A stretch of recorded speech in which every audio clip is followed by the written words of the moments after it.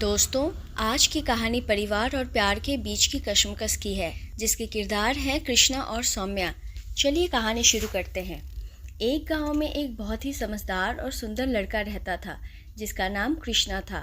उसके परिवार में उसके माँ बाप, भाई बहन सभी थे, लेकिन दुख यह थी कि उसके माँ बाप बहुत गरीब थे। इतना गरीब कि बड़ी मुश्किलों से उनका गुजारा हो पाता था। लेकिन कृष्णा पढ़ने में बहुत तेज था। वह गाँव के सरकारी स्कूल में ही पढ़ता था। एक दिन की बात है, कृष्णा को एक लड़की को देखते ही उससे प्यार हो गया। यानी उसे पहली नज़र में ही कोई लड़की पसंद आ गई। उसके दिल की गहराइयों में वो लड़की पूरी तरह से उतर चुकी थी। उस लड़की का नाम सौम्या था। सौम्या एक अमीर घर की इकलौती बेटी थी। कृष्णा सौम्या को छुप छुप कर देखा करता था, लेकिन एक दिन सौम्या ने उसे ऐसा करते देख लिया। सौम्या ने उसे कुछ भी नहीं कहा, क्योंकि कृष्णा था ही इतना मासूम। अब कृष्णा धीरे धीरे सौम्या के प्यार में इतना खो गया कि उसका ना तो पढ़ाई में मन लगता था और ना ही उसे खाने पीने का होश था। वह 24 घंटे उसी के ख्यालों में खोया रहता था।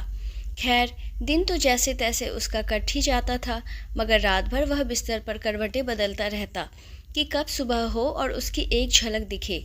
अगर एक दिन भी वह लड़की उसे नज़र नहीं आती तो वह उदास हो जाता था। धीरे धीरे उसका प्यार बढ़ता ही गया और उसने सौम्या से अपने प्यार का इजहार करने की कोशिश की, मगर कर नहीं पाया। कई बार उसके नाम प्रेम पत्र लिखा, लेकिन उसे दे नहीं पाया, क्योंकि उस लड़की के नज़दीक जाते ही उसका दिल जोर जोर से धड़कने लगता और वह घबराकर अपना इरादा बदल देता था। शायद उसके मन में एक डर था कि कहीं वह इनकार न कर दे या उससे नाराज़ न हो जाए। वह किसी भी कीमत पर सौम्या को खोना जो नहीं चाहता था। देखते ही देखते 3 साल बीत गए, मगर वह अपने प्यार का इजहार न कर सका। कृष्णा काफ़ी शर्मीला लड़का था, शायद इसलिए वह सौम्या को बता नहीं पा रहा था। और वैसे भी वह गरीब और लड़की अमीर थी। शायद यही सोचकर उसका अपने प्यार का इजहार करने की हिम्मत ही नहीं हुई। मगर उसका प्यार एकदम सच्चा था।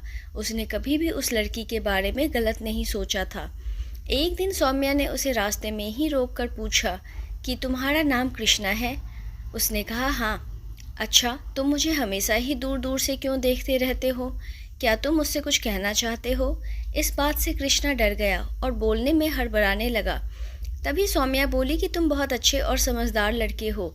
उस दिन शायद बात बन ही जाती, मगर कृष्णा उससे बात करने में बहुत ही ज़्यादा शर्मा रहा था। तो सौम्या ने कहा कि क्या तुम मुझसे दोस्ती करोगे? ये कहकर सौम्या ने अपना हाथ आगे बढ़ा दिया, तो जल्दी से कृष्णा ने उसका हाथ अपने हाथ में लिया और कहा कि हाँ, मैं तुमसे दोस्ती करना चाहता हूँ।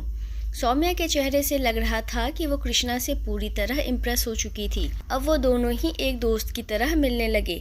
कृष्णा को ये लगने लगा कि सौम्या भी उसे पसंद करने लगी है, बस उसे प्रपोज करने की देर थी। एक दिन कृष्णा के पिताजी बहुत बीमार हो गए। वो काफ़ी बुजुर्ग हो चुके थे, इसलिए उनसे काम की कोई भी उम्मीद नहीं थी। कृष्णा के पिताजी की ही वजह से घर का सारा खर्च चलता था। लेकिन अब क्या होगा?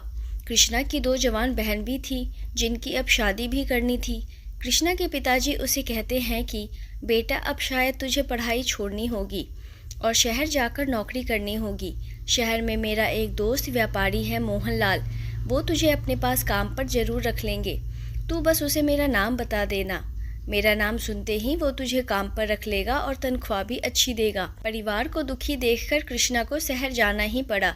वो अपने गरीब परिवार के लिए शहर कमाने तो चला गया, लेकिन अब उसका हाल जल बिन मछली के जैसे हो गई। उसके मन में आज भी सिर्फ सौम्या के लिए ही फीलिंग और प्यार है। आज भी वो बताना चाहता है कि सौम्या, मैं तुमसे बेहद प्यार करता हूँ। और वह सिर्फ एक बार सौम्या से ये पूछना चाहता है कि क्या वो भी उससे प्यार करती है।